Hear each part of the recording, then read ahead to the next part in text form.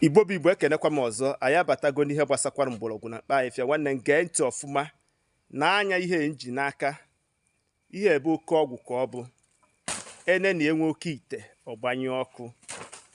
Ihe nji na-akpọ ka a na-akpọ ile agwọ. Onye ọbụla na-eme ihe gbasara mgbọrọgwụ na mkpa ahịhịa ama ngosi ha ahịfịa ọgwụ a, mana achọrọ ka m kọwara gị mkpa ọ dị na eji akọrọ m ihe na be gị, na eji azọrụ nya na be gị. Kedu ihe ọ na-arụ? Nke mbụ, ọ bụrụ na ị ma na ịzọtara nsị anị na ịzọtara enye ule maọbụ na emere enye ule ihe zọrọ ya, they're one of the major secrets all this leaf a na-afụ a na-akpọ ile agwọ. Jee chọwara m ahịfịa ebe ọbụla ọ dị. Ọ masị mma nke ukwuu ka ezinụlọ ọbụla nwee ya na be ya. Ọ bụrụ na obi ọkpa na-acha gị ọkụ maọbụ na ijekọtara ọ dịka ọkpa gị ọ dị heavy nọ na-evu ivu maọbụ ọ na-aza aza, jee matara m ahịfịa ọgwụ a ebe ọbụla ịfụrụ ya na ya anya ọfụma. Den ọ bụrụ na ị wetara nye hotere ya na mgbọrọgwụ na ụdị ọnụ fụrụ, den jee chọwara m touch me not die. Touch me not die. Ọ bụrụ na ị wetara m nya bụ ihe, den surukọọ ya.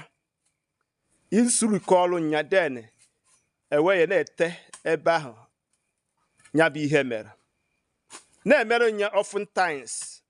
I can assure you na ị ga-abịa na my comment bịanye ekene. Cheta na ihe m gwara gị, ihe ndị Igbo na-akpọ ya bụ ile agwọ. Na ka ọ na-adị, na ka ọ na-adị, na edi root ya. Ka m gosi gị ebe m kọrọ ndị nke ọzọ. So ifuru ya na ifuru ebe a kọkasịrị ndị nke ọzọ. A chọrọ ịzọ nke azọ na. A chọrọ ịzọ ya azọ. So biko jee chọwara nya bụ ihe. Cheta na ihe m gwara gị ihe a na-akpọ ya bụ ile agwọ. Ile agwọ maka ndị zọtara nsị anị, ndị obi ọkpa na-acha ọkụ, maọbụ ndị nọkọtara ọkpa ha zawa azawa, maọbụ ndị zọtara enye ule. Biko ka anyị gbochie anya bụ ihe oge ọ dị na mkpa. Ọ nụrụ n'akakwara ikpe. Cheta na ndị Igbo si aghara ndụ kpaa akụ onye iro erie, na mgbochi ya ka mma karịa ọgwụgwọ ya. Mana ụmụnna nwezuo akụ iro na-asị ga-ana. Aka m bụ nwanne unu nwoke bụ Maazị UC. Biko nyere aka gbasaa ihe ozi a ka e nwee ike ịzọ ụmụnna anyị ndụ. Ụmụnne m, ka emesịa.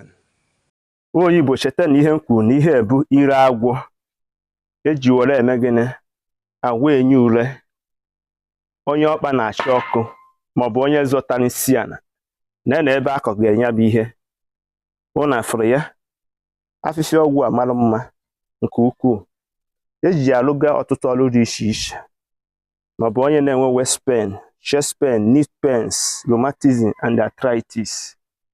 Ụnụ afụga ya. Ọ ka ngosi unu ya bụ ihe ka ụnụ kwete na ọ na-eme na nke ikpeazụ a. Ndewokwanụ.